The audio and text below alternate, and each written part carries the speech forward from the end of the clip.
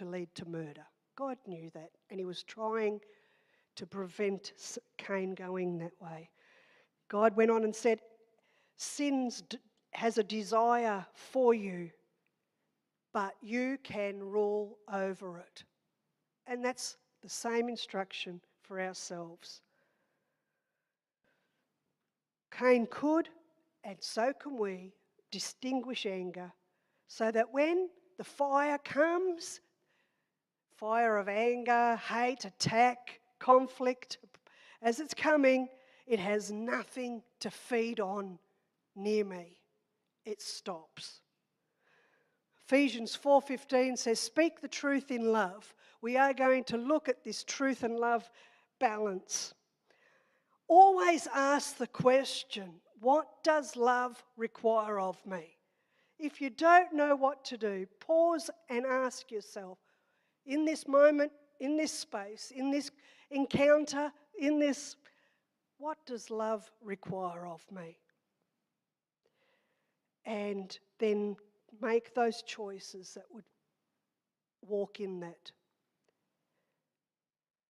Now, this might just seem a little bit more, this gentle talk about love and everything seems a little bit romantic, and passive, but it's not.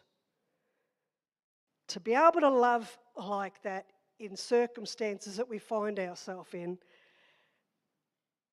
is bold, it's intentional. Sometimes it's offensive, sometimes it's sacrificial. It always has the other person in mind.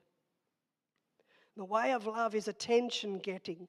Way back in the first century, the Romans would see how the first early church people were loving, and it would get their attention. What is it about these Christians? And if you know anything about history, it wasn't a lovely time to be around. It wasn't a good time to be fighting against the system and living different. But it isn't when you know the circumstances that you live in. If only you knew the neighbours that I had. If only you knew the parents I've got. Or if only you knew. It's not easy to love. It's not soft and passive. It can be downright, very bold, intentional and sacrificial. The way of love always impacts people. We see it's illustrated by Jesus. If you want to see and know how to love like Jesus did, read Matthew, Mark, Luke and John and see there the pictures, illustrations go on and on and on for us there. Now, if you're not a follower of Jesus this morning and you're hearing me, you can keep on doing what you're doing. But if you are a follower of Jesus, you don't get to choose what love looks like. And we always want to, don't we? But we don't. We don't get to choose what love looks like, what it reacts like, what it sounds like. That has already been prescribed and written and created and modelled for us. We don't get to define it. It has already been defined for us. Jesus prescribed it, and we get to model after him, live like he did. Paul said it, walk in the way of love just as it's already been defined for you. Don't try and recreate it. Don't try and force your preference for what it looks like on others. Walk in the way of love just like Jesus did. That's the new covenant. The day after Jesus said this, the very next day, he sacrificed his life totally. It took his breath away, took his whole life. He showed love to the extreme. Ephesians 4:29, in other words, I want you to view your mouth as a gate. When that stinking and hateful, offensive words come storming at the gate, shut it. Don't let them through. You're the gatekeeper. You have choices. So honesty is making sure that what you say is true, but honesty is not saying everything that's true. If you said everything that's true, you're going to live a very lonely life. You're going to have no friends. You'll lose your job pretty quick. You'll have no life.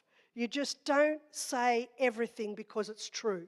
But everything that you say should be true. Next time that you have in the back of your head, well, I was just being honest.